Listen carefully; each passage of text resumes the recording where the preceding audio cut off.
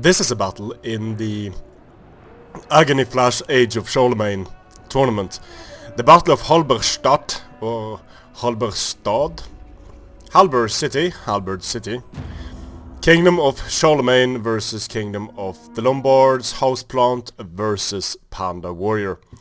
A front line of we have more spears than melee units in the front line. This is quite cool. So Frankish spearmen, 10 armor, then armored spearmen in the center, more armor, of course.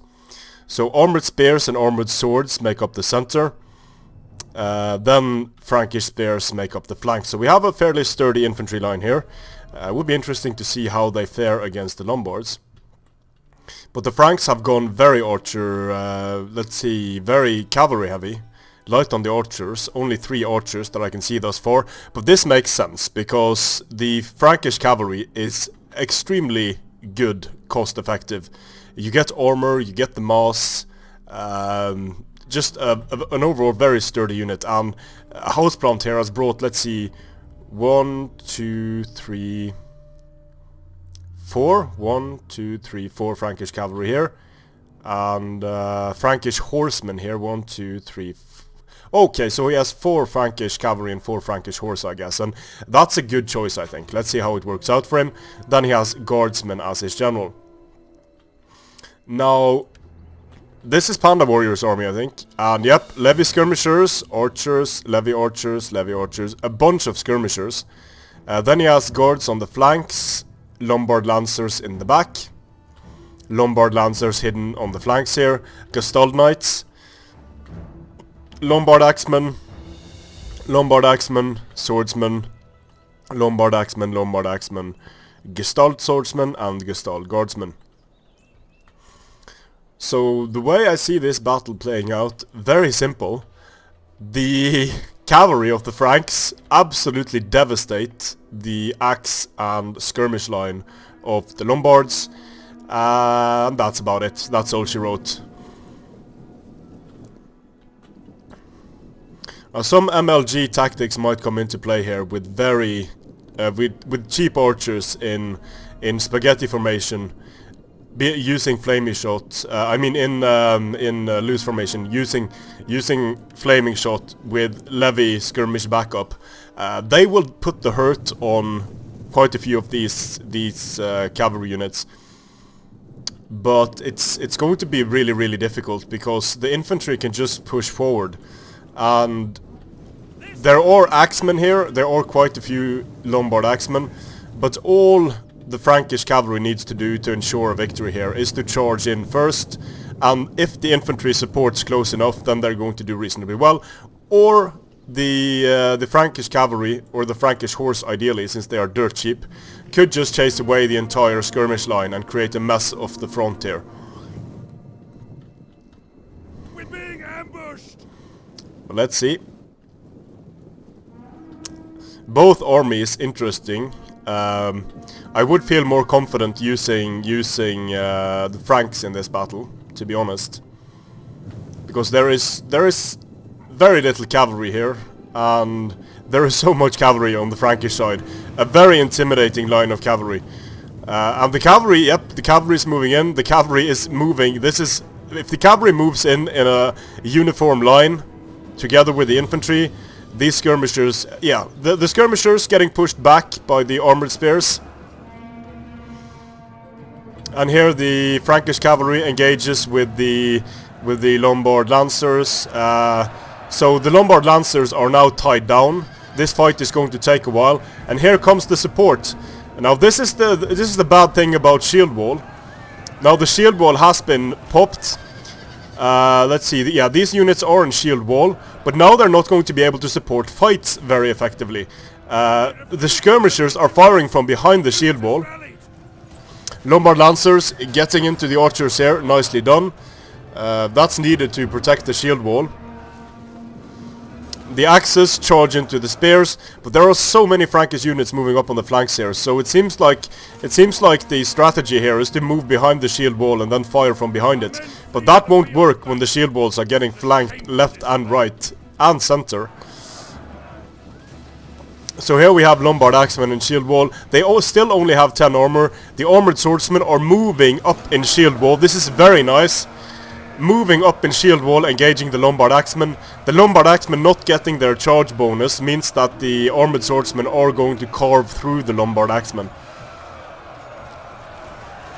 Swordsmen against armored swords. The armored swords are going to take that one. So it's nice that we're able to see. I mean, this is something you almost never saw in Attila, with 2 shield walls and 1 shield wall moving up to engage the other. It's very nice.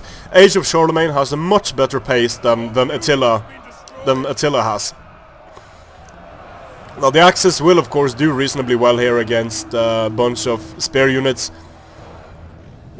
Frankish horsemen trying to chase away the Gestalt guards. But the Franks just have additional cav units available at all times, it seems. And over here, yeah, look at the volleys into the Gestalt guards here. Quite intense volleys incoming there. Now the swordsmen couldn't hold. Having a decent armor value is quite important in a shield wall. Of course, any unit will do better in shield wall and extended melee if it has a low charge bonus, but a unit like these armored swordsmen will be able to break lines in shield wall. And nice rear charges here with the Lombard lancers into the backs of the armored swordsmen. But as you can see, the shield wall doesn't break, and that's a big problem with the balancing of Age of Charlemagne. The shield wall is essentially unbreakable. Here we have the archers fighting against the guardsmen, a small unit of swordsmen charging in, still cav units in the rear here trying to take out the Gestalt guard general, and the Gestalt guard general is wielding a sword, so he's going to get chopped to pieces by all of this Frankish cavalry. Heroic last stand of the Lombard general. There are even some arrows flying here. So yeah, the Gestalt guard is losing decisively there. And that's going to be a problem for the Lombard morale, because the Lombard morale on average is very low. You can see most of these units, the Lombard Axemen, or have very low morale values. So do the Guardsmen have decent morale. They are a very heavy, very sturdy spear infantry unit. But yeah, Flaming Shot is... Ooh, it looks like both generals are off now. So the Frankish general also dead. That's interesting. But look at what's remaining now. The Franks have their cavalry remaining. The cavalry is going to be able to break a lot of these units relatively quickly. Yeah, look, the morale is shaky. This is very close though. Very, very close. The Franks don't have that much left, but they do have cavalry left. Now, if this was Attila, the Franks would just roll all over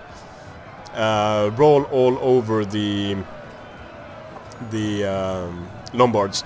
But in this particular case, it's a bit hard to call it actually, because well, the Frankish cavalry made it out of there without taking too many casualties. They took a few. The Lombard Axemen are not going to like getting charged by cavalry, but the Gestalt swords and the Guardsmen over here might just do it.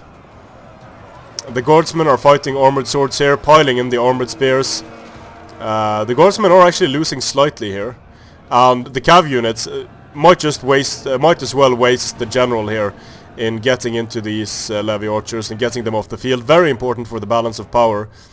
And that means that the Franks have the skirmish superiority, and this archer unit might just win the battle for the Franks, because it's looking shaky for the Franks. They're about to lose a few units of armored spears.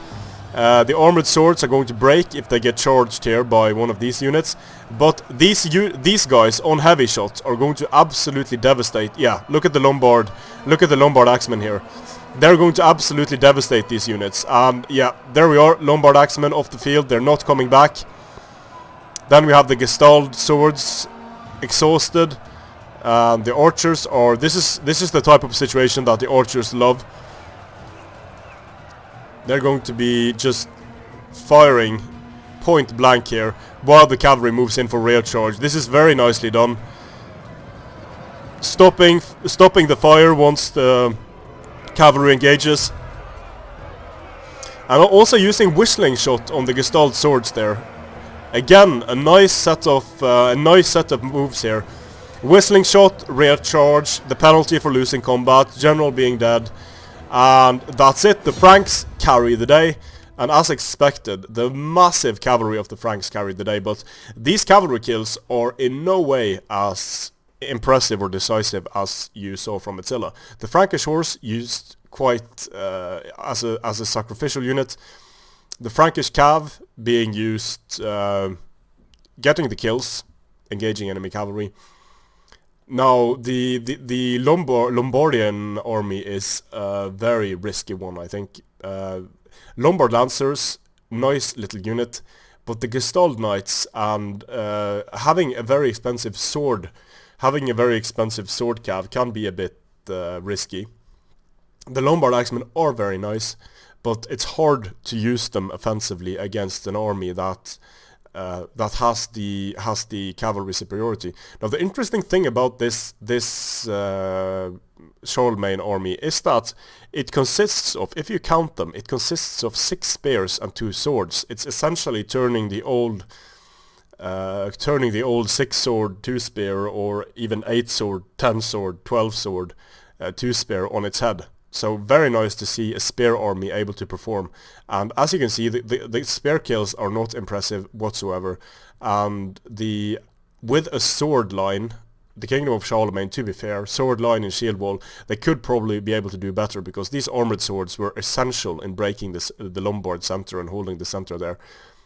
And anytime you bring this amount of skirmishers, you have 1, 2, 3, 4, 5, 6, 7 skirmishers, and not enough cav to protect them, it's going to be difficult. And against the Franks, you can't expect as the Lombards to be able to protect your skirmishers unless, let's see here,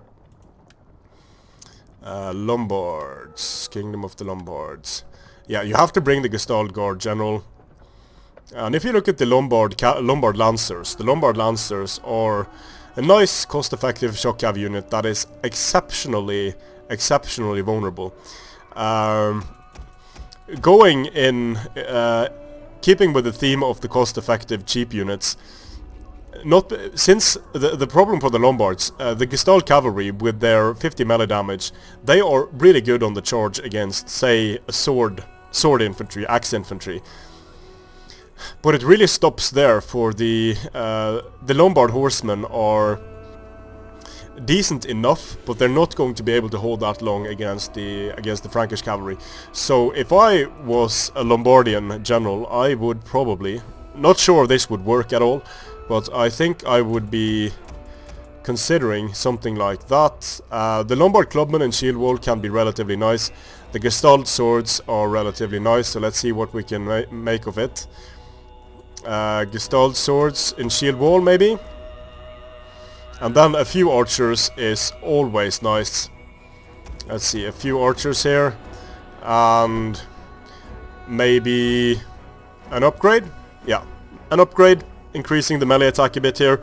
Not entirely sure this army would work any better, but you have the potential to go shield wall with your Gestalt swords.